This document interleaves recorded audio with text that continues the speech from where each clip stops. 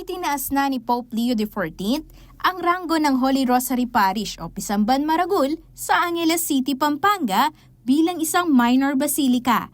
Ito ang kauna-unahang simbahan sa lalawigan na nabigyan ng ganitong pagkilala. Tinanggap ni Reverend Father Manuel Santamaria ang Decree of Elevation sa Apostolic Nunciature kasamang iba pang pari ng simbahan. Ayon sa kanya, ang pagkilala ay bunga ng pananampalataya at debosyon ng mga Angelenyo at Kapampangan sa mahal na Birhen. Ang pagiging minor basilica ng Holy Rosary Parish ay kasabay ng ilang makasaysayang milestone ng lungsod at simbahan. Kabilang dito ang 380th anniversary ng Battle of Lanabal, 230th founding anniversary ng Barrio Culiat na ngayon ay Angeles City at ang 140th anniversary ng unang misa sa Pisamban Maragul.